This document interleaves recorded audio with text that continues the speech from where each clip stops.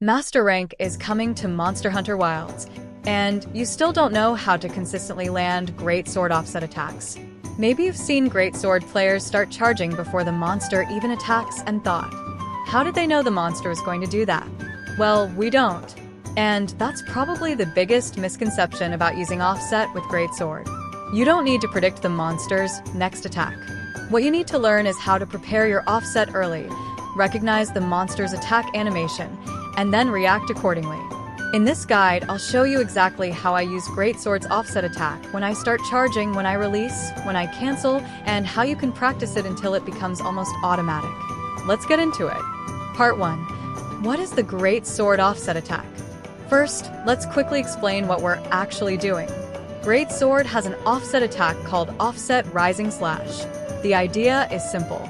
You charge the attack, and if you connect with the monster during the right part of its physical attack, you can interrupt or counter the attack.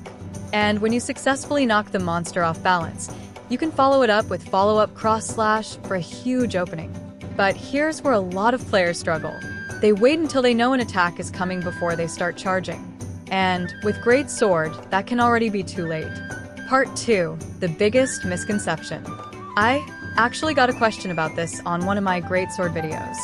Someone asked me how I knew whether the monster was going to use a physical attack that I could offset, or something like a lightning attack. And the answer is, I didn't know. I wasn't predicting which attack the monster would use. What I was doing was charging my offset before the monster committed to its next move. That distinction is extremely important. Instead of monster attacks, I recognize it. I start offset. Think of it like this. I start charging offset. Monster chooses an attack. I recognize the animation. I react. That completely changes how you use this move. Part 3. Pre-charging your offset. This is probably the most important part of the guide. When I think the monster is about to do something, I'll often start charging Offset Rising Slash before the attack animation even begins. Sometimes I start charging right as the monster begins moving. Now I'm waiting for information. I'm watching the monster. What attack is it doing? Is it a wing attack?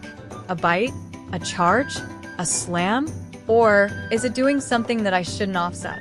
Once I recognize the animation, then I make my decision. And there are basically 3 things I can do. Release. Keep holding. Or cancel. Part 4. Release, hold, or cancel. Let's say I start charging offset. The monster begins a physical attack that I recognize. Now I adjust my release timing so my offset connects with the incoming attack. For faster attacks, I release earlier. For slower attacks, I continue holding the charge and wait. That's why knowing the monster's animations is so important. You're not necessarily predicting which attack is coming. You're recognizing the attack early enough to know when it's going to hit you. But what happens if you start charging offset and the monster uses an attack you don't want to offset? You cancel. For example, if I'm fighting a monster that can fire lightning, there might be a visual cue that tells me, okay, this isn't the physical attack I was waiting for. If I already started charging my offset, I simply cancel and roll away. And this is important. Starting an offset does not mean you have to commit to it. Think of charging offset as putting yourself in a position to counter. You're preparing for an opportunity. If the opportunity appears, take it. If it doesn't, get out. Part 5. Stop trying to predict the monster. This is where I think Great Sword players can improve their offset game very quickly. Stop asking yourself, what attack is the monster going to do next? Instead, ask, what attack is the monster doing now? There's a huge difference. You don't need to become a fortune teller. You need to recognize the first few frames of the monster's animations. The head moves this way. The wing goes up. The monster steps backward. The body rotates. The horns come together. Those small movements tell you what's coming. And because you already started charging your offset, you have time to respond. Part 6. Learning the monster's initial animations. So how do you actually get good at this? Unfortunately, there's no secret shortcut. You need practice. But you can practice it much more efficiently if you know what you're looking for. Don't try to memorize the monster's entire attack animation. Focus on the initial animation. Basically, the first movement that identifies the attack. For example, If the monster raises one wing before a wing slam, memorize that. If it pulls its head backward before a bite, memorize that. If the horns come together before a lightning attack, memorize that.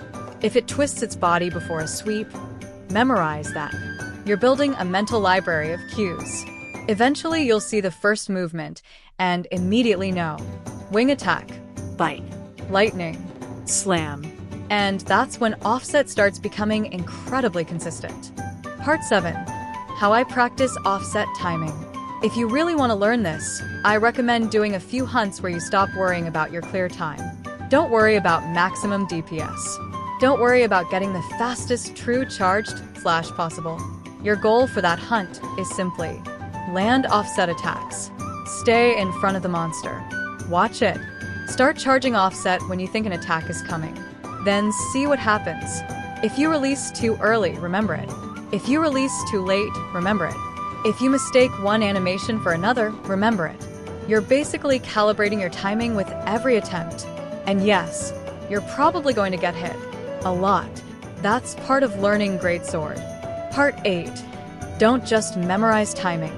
Another mistake is trying to memorize offset as.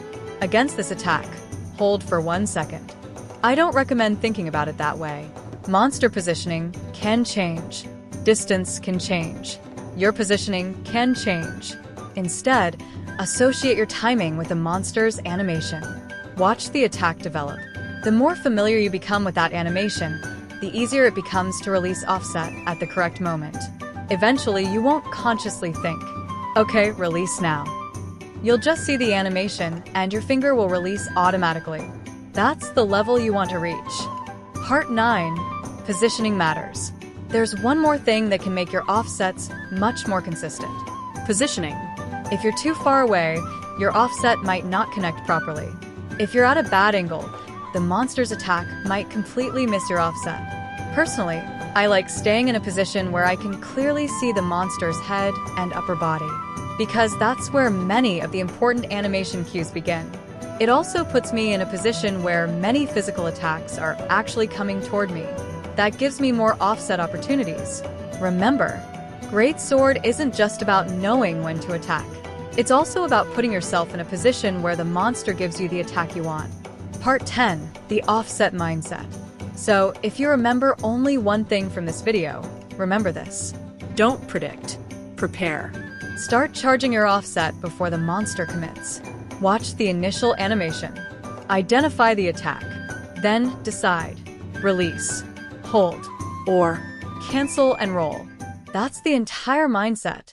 The difficult part isn't understanding it. The difficult part is building enough monster knowledge that you can make that decision in a fraction of a second. Practical example. Let me show you what I'm actually thinking during a hunt. I'm in front of the monster. It's recovering from its previous animation. I think another attack is coming soon. So, I start charging offset. At this point, I don't know what it's going to do. I'm watching. The animation starts. Physical attack. I recognize it. I know roughly when the hit is coming. I hold. Release. Offset. Now, let's do the same situation again. I start charging. Monster begins its animation. This time, I recognize a ranged or elemental attack. I don't want to offset that. So, cancel. Roll. Reset. That's it. I'm not predicting the monster. I'm preparing early enough that I have time to react. Final tips. Before we finish, here are the things I want you to remember when practicing Greatsword offset. Number 1. Start charging early. Don't wait until the attack is already halfway through its animation. Number 2. Watch the monster, not your character.